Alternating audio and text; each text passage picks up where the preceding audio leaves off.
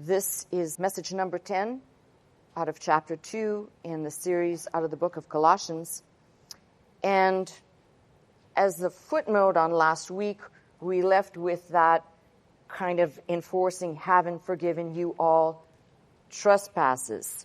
And if we read on, because I'm going to be dealing with a concept within verse 14, but I'm taking the last portion of verse 13, having forgiven you all trespasses.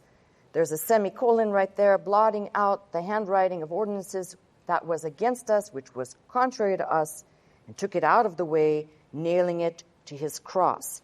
So not only has God forgiven us, but he has removed the document of our indebtedness in two distinct ways. So if you look in your text, in two distinct ways, by blotting it out, whatever that means, and we'll look at that, and by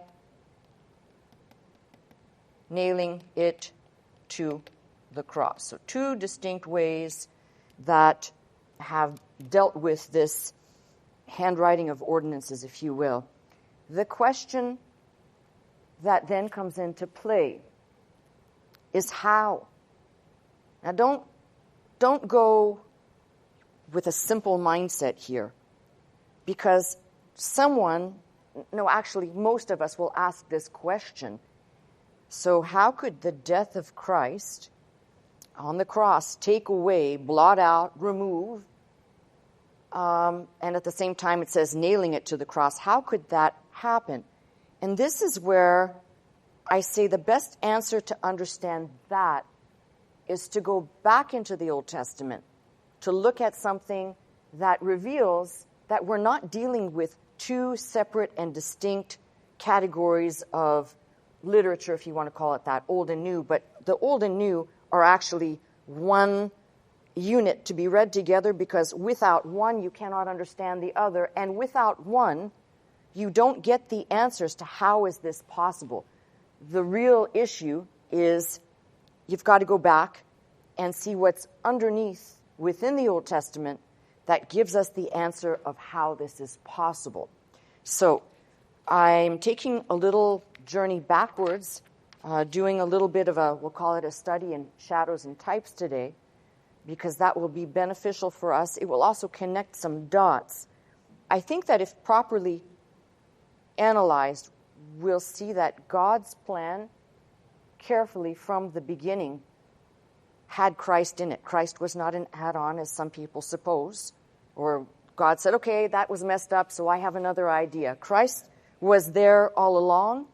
And in terms of, if we think about redemption, or let me start with, if we think of emancipation, redemption, in God's dispensational plan and purpose with regard to man's growth and development, you go back into the Old Testament and you begin to put these building blocks together where we find Christ in the pages of the Old Testament as types, shadows and types, but they help us to understand how, when we go into the New Testament, how, having forgiven you all trespasses, and how he blotted out the handwriting.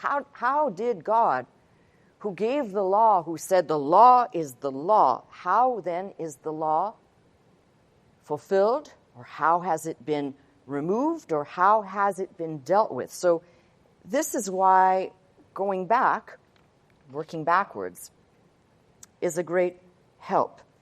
If you go to, for example, the beginning, Genesis, of course we read that it's the book of first, it's the book of creation, it's the book where we see first likeness of us, Adam and Eve. We encounter people who will be pivotal to all three major faiths. I speak of Abraham. But we can also analyze Genesis, for example, as shadow and type. And I'm doing this, it sounds a little bit disconnected, but when you step away in the big picture, this will all make sense. If you see that in Genesis, after the fall, God reveals the plan for fallen mankind. Now, it doesn't appear that way at first by driving Adam and Eve out of the garden.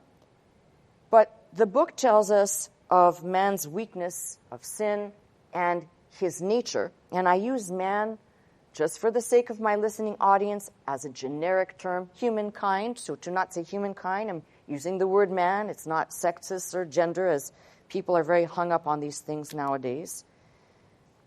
And how God has patience with his broken creation. But if you read on in Genesis, we encounter, for example, things like Noah's Ark. And many years ago, I did a study, and we did a study in types, and I said that the ark itself is a type of Christ.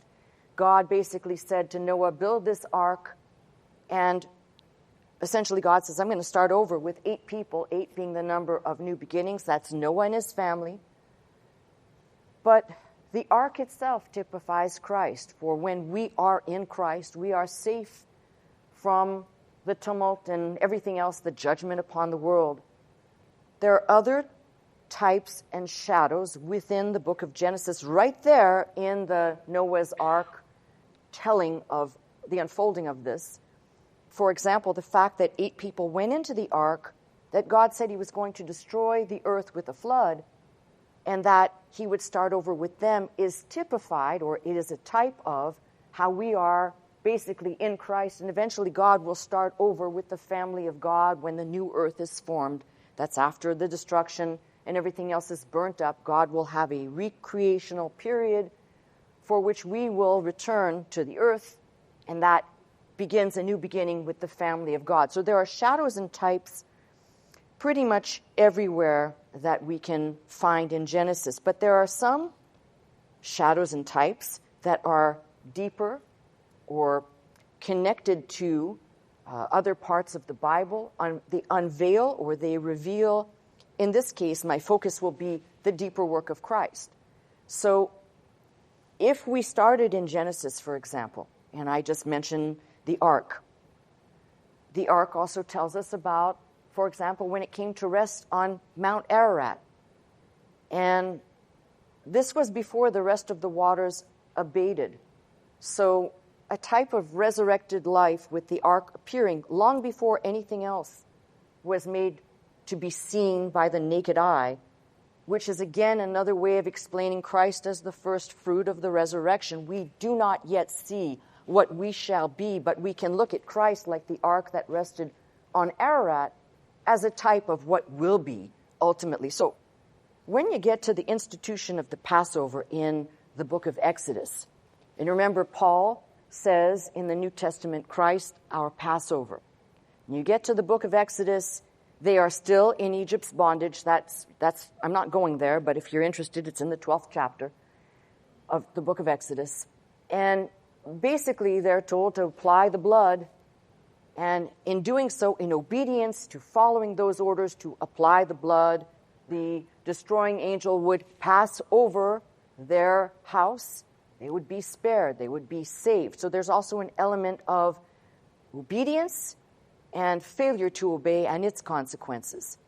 But here's what as I was preparing all this, I noticed something. There are still people in the church today that think simple knowledge of blood applied to the doorpost is all you need to know. That's all you need because that represents redemption.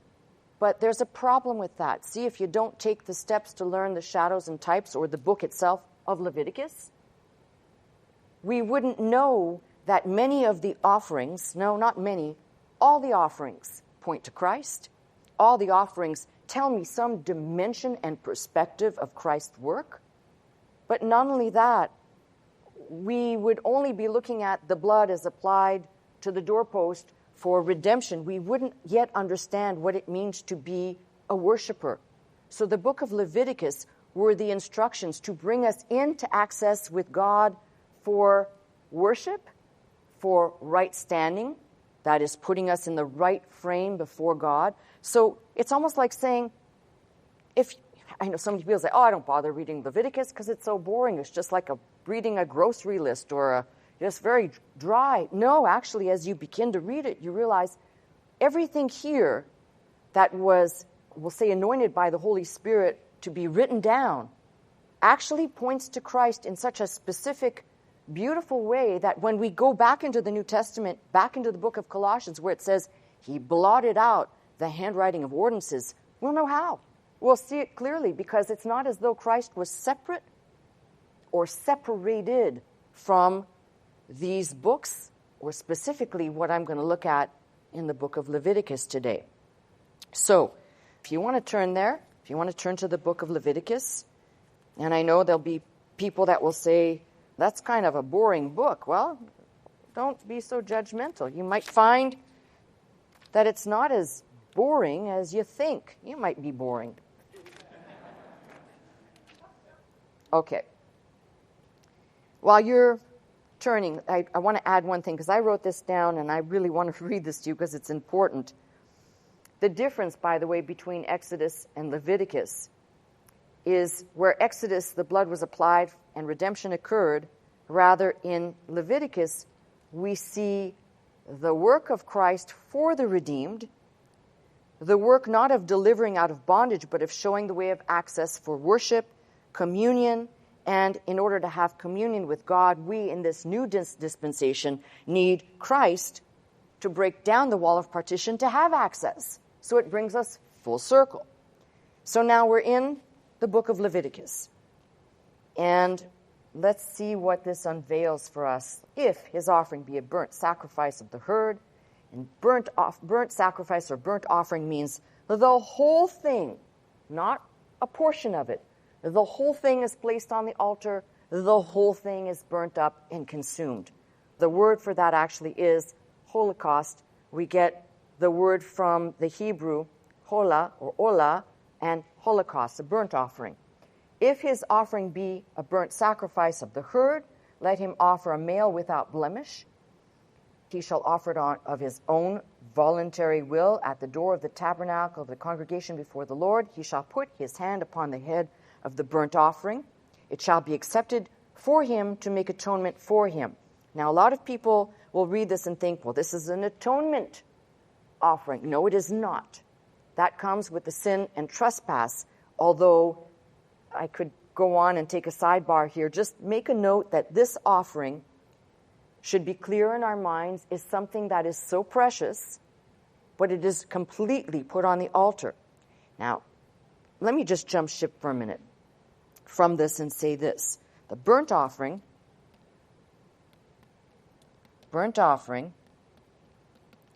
is, 1, a sweet savor. 2, an offering of a life for a life, not in an expiatory or in a substitutionary way. It's just a life for a life, making it different right from the get-go from the meat or meal and peace offerings, which would be flour, oil, corn, not a life for a life necessarily. Third thing here, which I just read to you, offering that is for the acceptance of the worshiper. And finally, that it is consumed by fire, wholly consumed by fire. Okay? So those are their 4 characteristics. Sweet savor oblations, which were all for acceptance. That means that the individual comes, and essentially we have several marks that are, again, going into shadows and types. To place one's hand upon the head of the animal is identification with. What have we been saying in the New Testament? Everything is with Christ. It's being identified in union with, in connection with. So the first thing we can know, if we're looking for shadows and types of how, remember, I'm looking at how the handwriting was blotted out. How is this possible? Well, Christ is the burnt offering.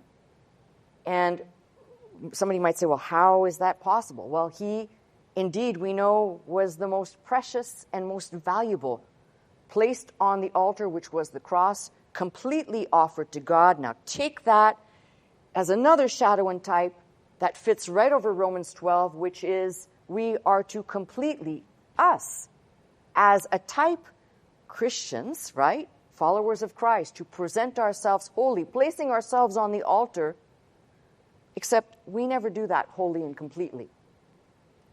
Have you, this is honesty time, and don't even answer. Don't even bother answering. I was going to ask the question. I said, no, I'm not going to do that. I know of no one who has perfectly and completely given themselves up, surrendering themselves completely and wholly to God. I know of no one except the Son, Jesus Christ. I know of no one, and I've never met anyone. Please do not even profess to tell me the holiest person that you can find, whoever that may be, that they don't have human and carnal thoughts. Sorry, I'm not. You lost me. If the person says, no, I don't, you've lost me. You're still wearing a flesh garment, which makes you, right then and there, a liar. All right. So, because I just think, just listen, we are all in the same boat. That's the wonder of delusion. Human beings are so wonderful in their ability to be delusional. All right? That's what we're great at that. Oh, no, not me. I've never done that. Right. Yeah. Okay. So my point is that I know of no one. You know of no one except Christ. And the wonderful thing is, if you kind of go back and you read, you see here a male without blemish. We know that's another type with Christ. Voluntary, of his own voluntary will, of free will. Christ went to the cross that way. Although he said, Father, if it be thy will, nevertheless. And then if you read on, he shall kill the bullock before the Lord, and the priests, Aaron's son, shall bring the blood and sprinkle the blood around and about the altar that is by the door of the tabernacle of the congregation. He shall flay the burnt offering, cut it into pieces. Sons of Aaron, the priest, shall put fire upon the altar, lay the wood in order upon the fire, and the priest, Aaron's son, shall lay the parts, the head, the fat, in order upon the wood that is on the fire, which is upon the altar. But his inwards, his legs, shall he wash in water. The priest shall burn on the altar to be a burnt sacrifice, an offering made by fire of the sweet savor unto the Lord. So let's separate the offerings, first and foremost. Let's separate them into two classes. The first class, the burnt offering, meal or meat and peace offerings. And the second class would be the sin and trespass. So we break them into two categories. We could say the first class, voluntary, the second class, mandatory. First class were offered on the brazen altar in the court of the tabernacle. The second class of offerings were not wholly consumed on the altar. Some may have been burnt on the ground, some portions of it outside the camp, other portions for the priest.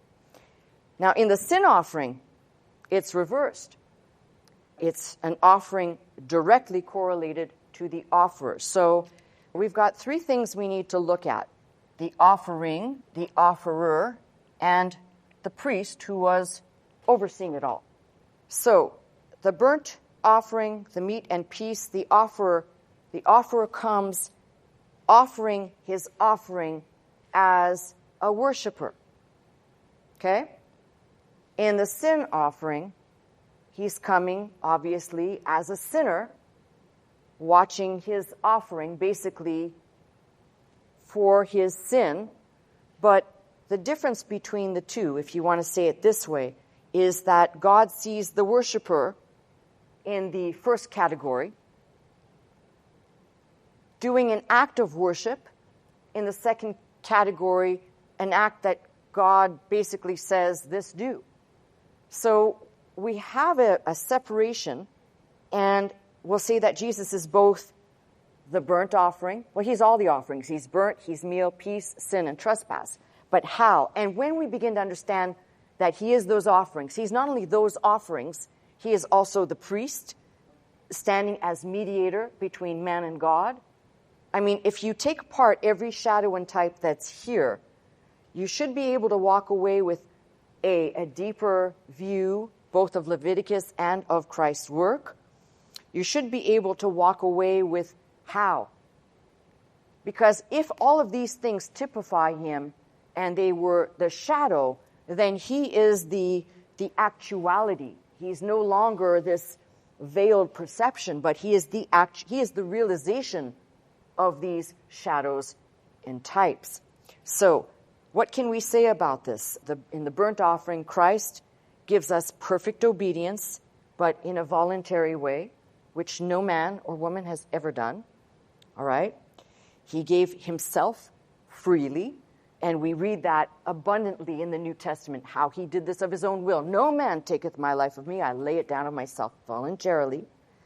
Most precious, as we read in the New Testament, God gave his only begotten Son, most precious, for satisfaction, and a life offered on the altar completely. There isn't any part of Christ's sacrifice that was retained. Now, the difference between these categories, but specifically I'm focusing on the burnt offering, completely offered up to God versus only a portion offered to God. That's very important, and I'll tell you why. Most people come into the church only understanding with a mindset that has more of a legal implication to it of what they must do. But very few people get to this worship of what actually pleases God. God says, this I want you to do. Now, don't get lost in the law and don't get lost in the Old Testament. When God says, this is man's problem, you're born in Adam, this is your problem, you're given the opportunity with access to God to be a worshiper. Most people come into the church, and if they're even instructed in this, they only want to deal with the least that they have to deal with here. And the becoming a worshiper portion actually requires a little work. And when I say a little work, it's not easy for people to actually discipline themselves to understand there's something that pleases God, and it's not just because you sat your pretty little derriere in a chair on Sunday. There's something more that pleases God. You know, it's the difference between, I always like to go to analogies people can take where the rubber meets the road. There's the difference between, say, a husband and a wife, and you do the minimum that you have to do in your relationship just to get by, versus the husband and wife that are constantly doing for each other. That's the difference between this category. Down here, I only do the bare minimum. I just have that in mind, but I certainly don't have the worship in my heart. And that's why I said it's important to read through these books and not just read through them as, oh, I read the book of Numbers, but to read the books sometimes as a bird's eye view, to give us the clarity that God has a plan, that as the children of Israel were emancipated and redeemed out of Egypt's bondage, so we were emancipated and redeemed out of the world, but still living in the world. How Leviticus shows us all of the offerings, how Christ could be all of this to us, and how we can actually appropriate some of these things to ourselves. The access to God, the worshiping part, to understand the full duties of the priest, which is Christ. So let me ask you a question as I'm going through this, and I'm not done. But as I'm going through this, does it become clear to you that this also ties in to the way people look at giving? Giving of their time, giving of their money, how they view things in general. I will do the bare minimum. This will save me from hell. I will worship God because I love God of my own free will, and I desire to be closer to Him. These are the two categories we're dealing with. Oh, there's a third category here that says, I don't care about anything, but I'm not talking about that today, all right? You get that when you go back out on the street. So, yes, and I'm feeling quite happy today. Yes. I mean, listen, I'm here all business, and there's little time, so it's like how to get this all out in the limited time that we have. So, I want you to read when he also says here, and he shall kill the bullock before the Lord, and the priests, Aaron's son, shall bring the blood and sprinkle the blood. There's all this emphasis on the blood, and there is a reason for that. Again, when we talk about salvation, think about the tragedy. God gave the law, knowing man's frame, knowing. If there's a comment to make, and please, no thunderbolts here, but if there's a comment to make, it would be like, well, why didn't you just start with Christ in the first place? Why did we have to go through the exercises of the law? But the fact of the matter is that God, by doing so, revealed that we are incapable. We cannot help ourselves. Anybody who preaches that you can help yourself, we're talking about the things of God, not self-help of the world, does not understand what God offers to each of us sinners. has no comprehension of it. In fact, it's very sad to see how, if you think about it, the blood's right there. And now I've had people say, do you have to talk about the blood? Absolutely. It's like the song we sing, the blood. It's the power. There's power in the blood. That very act of him shedding his blood. Why are there so many references to shed blood, to the shedding of blood? We have it right there in Genesis when God slew animals to clothe Adam and Eve, to take off the works of their hands, the fig leaves, and to place his work that would represent he is the one that will lead them and guide them. But there had to be an animal that was slayed, that shed blood, right there, right back there in Genesis. So it's important to see how these play out in shadow and type. And then, for example, in the sin offering, he suffered for us. If you want to go, I'm not going to go in depth there today, but sin offering, he suffered for us. You can never look at the sin offering, I pray, we'll get into it at some point, but you can never look at the sin offering and make it lighthearted. This is something we can say he suffered for us, he died for us. So for the sin offering, we'd say expiatory atonement for sins. This offering is not represented as an acceptance of the worshiper, but as a remedy for what's already been done. So if you take everything I've said so far, if you went back, sorry to do this to you, but if you went back, all the types that I've tossed out, if you went back into creation, and if a person really believed that God created everything, and that everything that he made belongs to him, it means that in this process of redemption, he sees you as his. The problem is, we are stubborn to understand our belongingness.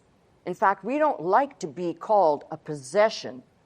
But if you think about it, I'd rather be the possession of God and belong to him than belong nowhere, belong to the devil. I'm his. So these instructions should want to be, for me, they should call me to something deeper, because we avoid these instructions for the most part. Most people do. Well, it's the law, and it's old dispensation, and it's Old Testament. But what you glean out of here is that, for example, as I said, 5 offerings, and they all speak and point to Christ. It could be said that the burnt offering is representational then of what belongs to him. So as Christ died on the cross, see, this is the disconnect within Christianity. Do you belong to him? Are you his? Or are you not? See, these are the questions when I ask them. I'm not putting them out there for somebody to go, oh, hey. These are real questions. You have to answer in your heart. Are you his? Do you belong to him or not? If you answer that you belong to him, then you would desire to know all that he has revealed in order to please him. I think, unless you're a sicko, whereas, well, I belong to him, but I want to displease him.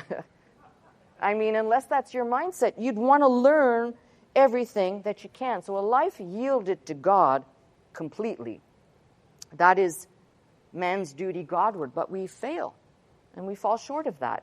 I quoted that last week, Romans 3:23, all have fallen short of the glory of God. But if you take what Christ has done and you basically put this into the offerings, he offered himself up wholly and completely. He came to do the will of the Father, and he did do the will of the Father. So wholly consumed upon the altar. He died on the cross. No swoon theories, no resuscitation theories. He died on the cross.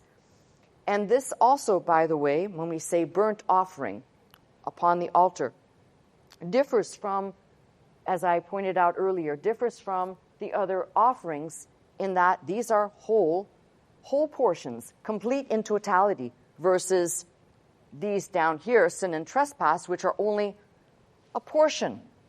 That is its entirety. They have a different value, and that must be understood as well. So, what else do I want to talk about here? In the offering of the bullock, or we could go down to the 3 categories of the herd, the flock, and the fowls. But if you read when it says here of the parts, the head, the fat, in order upon the wood, the inwards. Okay. I want you to dissect this a little bit. And we could go either way with this. But we're talking right now specifically about the offering. Not the offerer, not the priest, the offering. So take a look at the offering. And I'm saying to you, Christ is the offering. Christ here is the burnt offering. But take a look at the offering for a minute, because the offering talks about the head. That's the thoughts in the mind. The fat, which would be the sum of our shalom, of our peace, of our prosperity. The legs, somewhere in here, the legs shall he wash in verse 9, our walk. And the inwards, feelings or affections of the heart. But now we're speaking of those solely towards Christ, not us. Because you could make these parts and take them to yourself. But I'm speaking strictly right now and pointing strictly to Christ. His thoughts, his mind, well, it's just what Paul says. Let this mind be in you that was in Christ. Have the mind of Christ. And what is the mind of Christ? The mind of God. How do we get that mind? By the Holy Spirit. So just think about how these are all connected. The fat, when we talk about prosperity or shalom, he represented that in its entirety. The shalom of mankind being restored back to God, access and worship. Again, our walk, and his walk was to do the will of the Father in complete submission and obedience. You know, those words, those two words today, they're probably very, very hard for most people to hear. The word obey, I'm sure that's tantamount for most people to a cuss word. If you think about it, we live in an age that is rebellious, that pushes back, that will cancel out anything if it displeases them. What is obedience? Obedience in its truest meaning, the word, is to run to the voice of the sayer. In this case, you're running to the voice of God. I keep telling you, this is what's wrong with the world. We do what we want when we want. No one tells us what we're going to do. You try that on Judgment Day, brother or sister. I think it's going to be a fine time for you. The inwards, of course, represent the feelings or affections of the heart. For Christ, those inward feelings of the heart were once more to do the will of the Father. So we have every part of this. Then if you break down the herd of the flock, and of the fowls, of animals offered, first the bullock, the lamb, and the turtle dove. The bullock typifying strength, labor, burden bearer, service, unmovable, if you think about what a bullock would represent to us. You've got some characteristics that we could attach to Christ. Of the lamb, submission, quiet and peaceful. Of turtle doves, the loneliness, because that offering was also permitted for people of extreme poverty. Speaks of Jesus' lowliness. Even the goat, which is referenced later, speaks of Christ being our scapegoat. Each and every one of these pictures, if you will, paint the picture, and I say paint it with certainty. So when we talk about, somebody says, how is this possible? Well, if all of the offerings, and again, I've really only talked about the burnt offering, which is an offering by fire, wholly consumed on the altar. But if I say I'm focusing on this as types and how this is possible, just taking this one as an example, if we did not make Christ the burnt offering, and it was just a burnt offering as a ceremonial process and there was nothing else to it, we might say, well, I can't connect the old and the new. There's no way for me to connect. But in truth, Christ is in all of these offerings, and as he fulfilled on this level, it's not as though God said, oh, I just changed my mind, a la Alan Dershowitz. I changed my mind and I'm going to do something different now because the thing that I said I was going to do didn't work, so I got to go to plan B or plan C. He had in mind from the beginning. Christ was there from the beginning, just not in the flesh. So he had in mind from the beginning. And when the writer writing Leviticus, if we say Moses wrote Leviticus, for example, or he penned it down, the instructions were penned down by Moses, then we could easily say, by the inspiration of the Holy Spirit when Moses was writing, how could Moses have known about a greater one to come, 12, 13, how many hundred, whatever 100 years before the time of the coming of Christ, except that God had put it in there. So as he's writing this down, as the prescription for access and worship is being basically dictated, God's not saying, hey, this is the old dispensation, and, when you're done writing that down, a couple of 100 years from now, we'll have a new one. While he's writing this down, God's saying the old and the new are all here. They're all here so that when the new comes, my children will be able to go back and look here and see the detailed work, the offering, the offerer, and the priest. So let's talk about the priest. The priest, all you got to do is go to the book of Hebrews that talks about Christ. In fact, between Colossians and Hebrews, we have Christ as better than any priest. In fact, from Hebrews, better than even speaking of Melchizedek. And that's quite a controversial subject, I know. But my point is that as priest, you've got types here. Now, don't go so far as to take Aaron as a type. He is not. Now, Aaron's rod that budded overnight, that was a type. That was a type of the resurrection. Aaron's rod that budded is a type. But Aaron himself, no. What Aaron does, because obviously we know what he does in the book of, between Exodus and Numbers, and actually it's chronicled as well, a part of it in Deuteronomy, with his lack of judgment, he cannot be, nor can we look at him and say as priest. But as the position that God instituted as priest, Christ as priest, yes. Why? Because he fit perfectly all the requirements that were needed of one to serve as priest. And there has not been another like him. So when we talk about the shadows and types, as I said, priest, the offerer, all right, the offerer in this case, Christ could be the offerer. We could take that as a type as well. The fact that those that came that would have to place their hand on the head of the animal to identify with and essentially transfer, conveying the sins onto that animal. Well, we could call Christ the offerer. We could also call him the offering. He fits all of these. Now, hopefully I haven't lost most of my audience with shadows and types, because if you're not familiar, it might be like, what's she talking about? Where's this coming from? But let's talk about the sum of the offerings. So it should not be looked at as simply, God says here when he speaks to Moses, here's the sum of these offerings, and he spells them out. We should actually delve in. And now, for example, I read to you about the inward parts, about verse 9, how the priest shall burn all on the altar, everything, to be a burnt sacrifice, an offering made by fire of a sweet savor unto the Lord.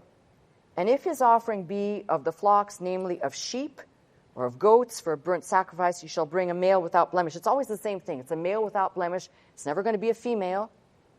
The only exception to that may be a turtle dove, but I'm not exactly sure that could be admitted or qualified in the burnt offering as such, because each of these is a male without blemish, again, pointing to Christ.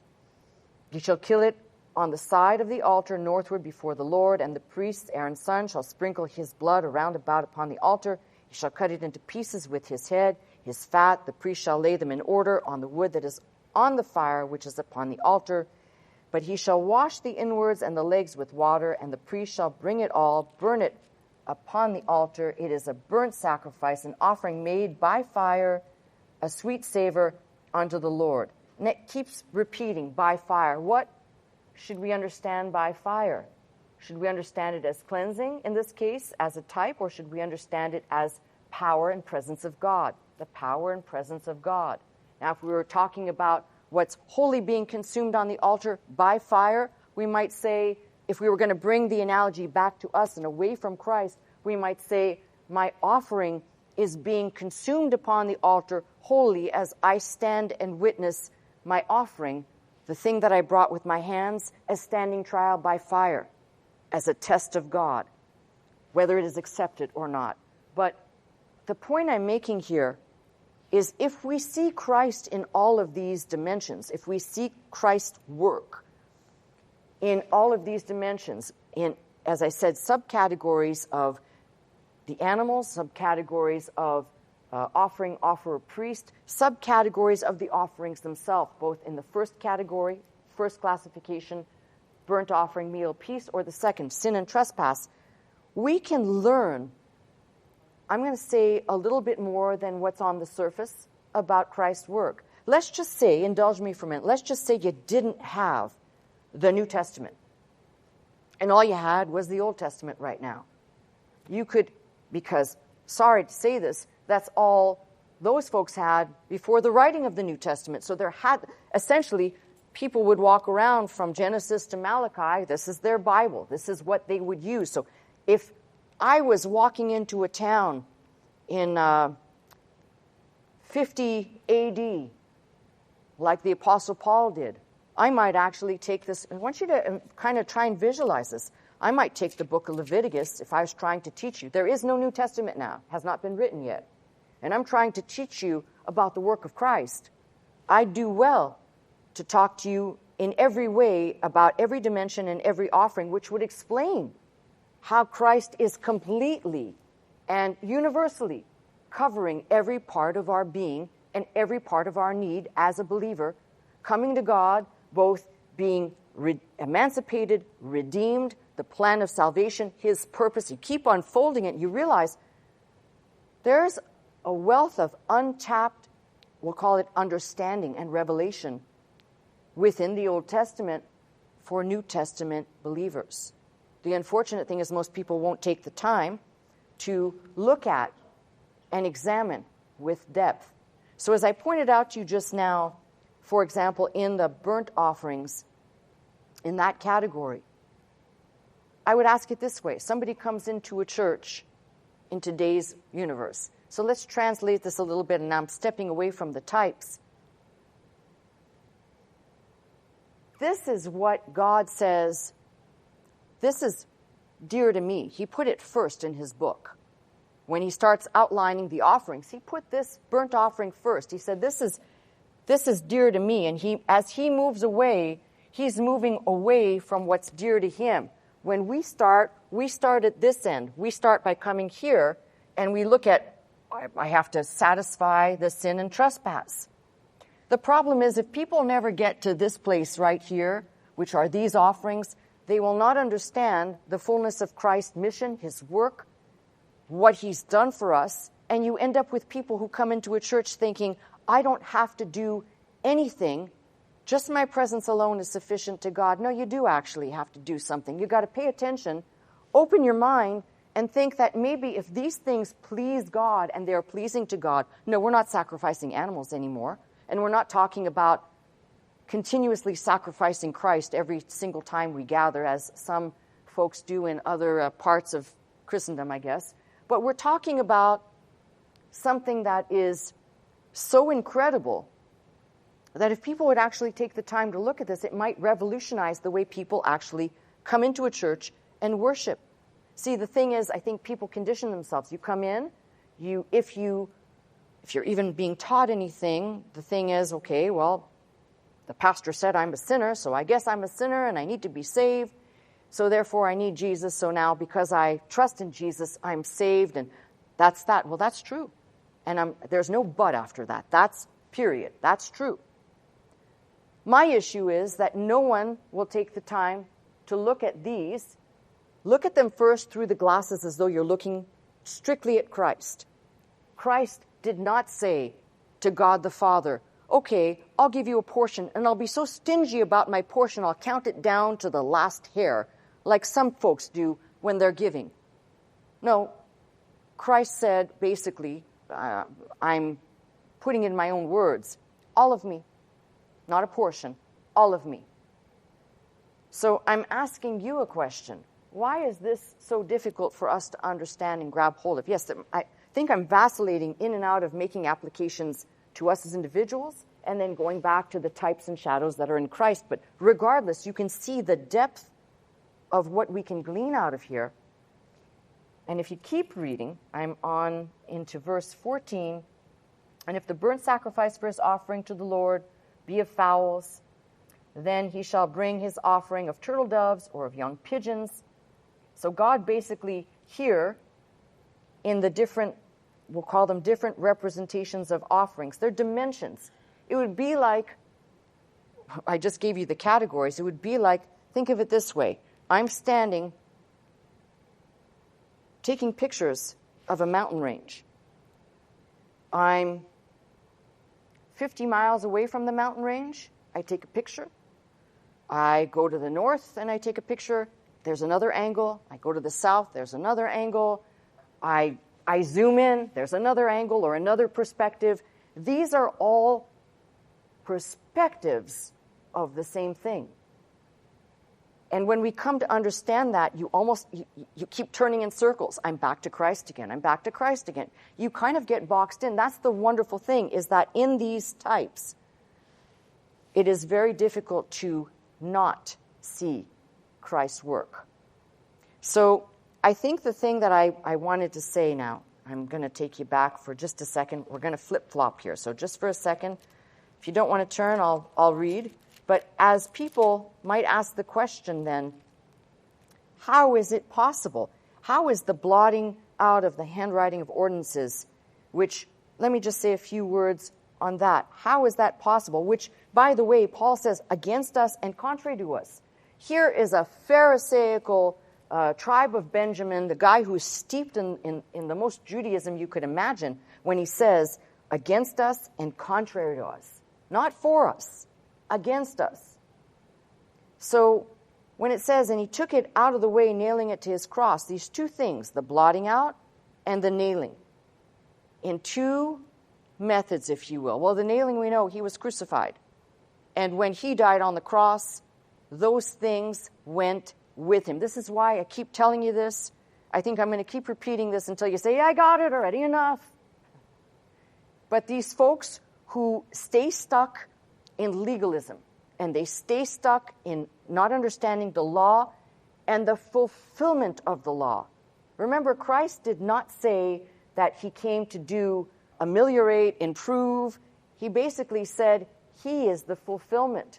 Not one jot or tittle shall pass, right? He, and he alone.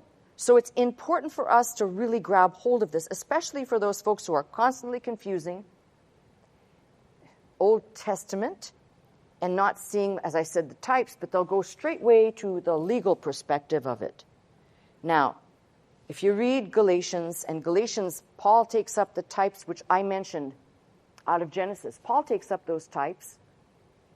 In fact, he takes them up in multiple books as if to say, I'm lacking words to explain, so I'll go back into those Old Testament characters and I will make an exegesis for you to be able to see those shadows and types were put there for a purpose.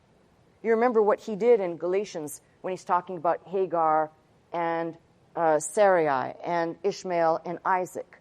Well, the same thing is happening when we read, for example, like I've done with Leviticus with the burnt offerings. So you can typically see that as a man under the law, as our substitute, Christ basically stood for us, facing God, taking and incurring the penalty of the law being broken. Because the law basically was this. You better keep it perfectly and completely. Missing just one little mark of the law didn't mean, oops, my bad. It meant death. And what does the Bible say? For sin comes death. So again, I'm back full circle to something.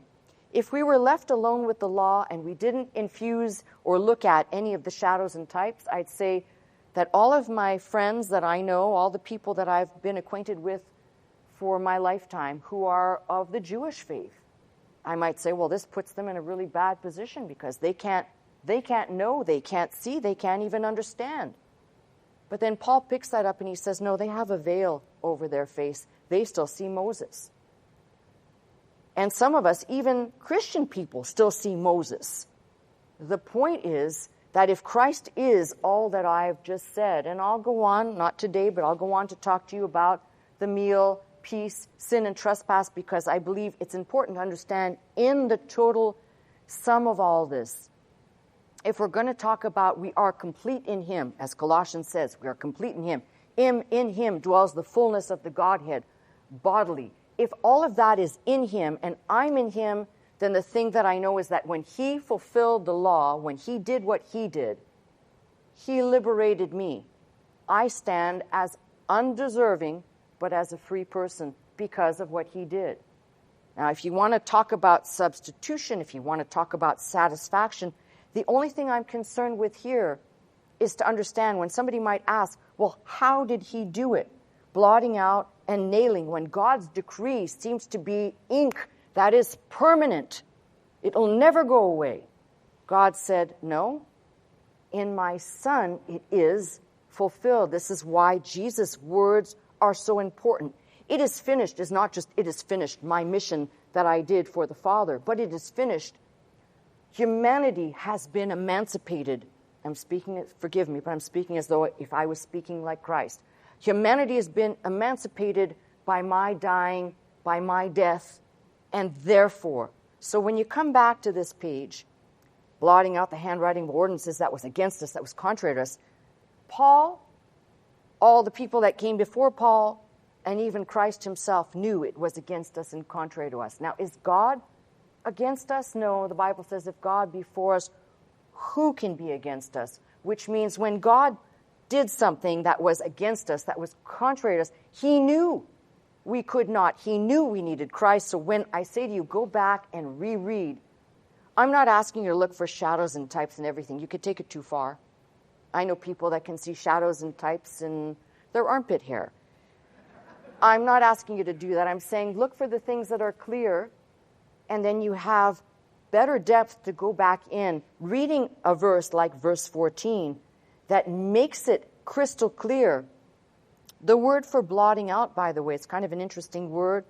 And some places it says anointed, some places it says smeared, wiped out, blotted out is one of those. There's several ways to tackle this word. And the nailing it, nailed it, right?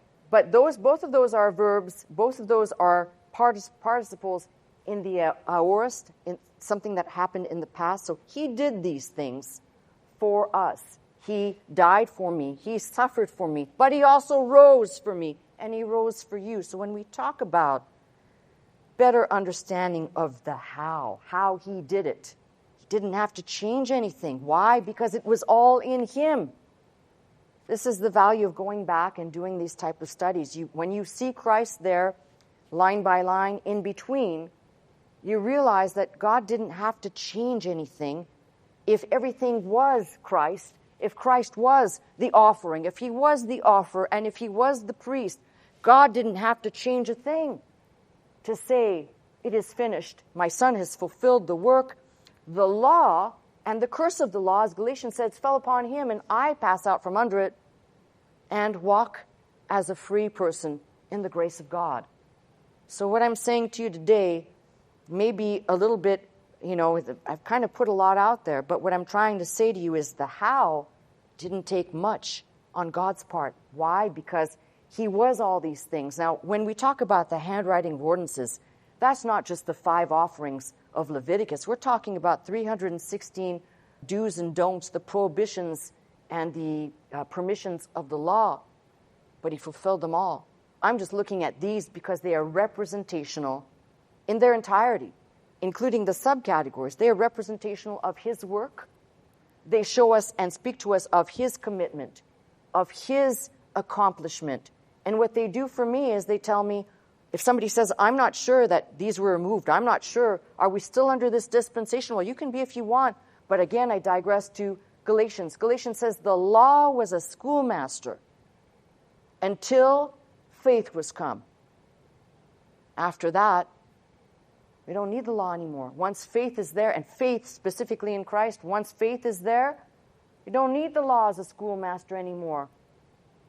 And these ideas somehow, because I hear this often, and it actually really bothers me, that there are still people, it's an all or nothing here. We have people who will either not preach the gospel at all, or if they do preach, they engage in extreme legalism that turns people away, turns them off on God, and usually they confuse God and the church, as one and the same. I separate them for this reason. God will not leave you. The church can do whatever it wants. God will not leave you nor forsake you. That's his promise. But it's important for us to study and not act as though the blood that was applied to the doorposts in Egypt's bondage is enough. But what I want to tell you here, and we'll keep going on this because I want this theme to be expanded so that we can see really more. I think the burnt offering is one that I have taught on in the past, and we've had several messages. But as we move through these get a little bit more interesting and reveal different aspects, different dimensions. We'll call them vignettes or perspectives, again, once more, of Christ and his work. Offering, offerer, and priest. So how did he do it? Well, it says he blotted it out and it was nailed to his cross. But he did it in himself. So no one should have confusion on this. The declaration from the cross, as I said a few minutes earlier, it is finished, was not just I came to do the will of the Father, but it is finished.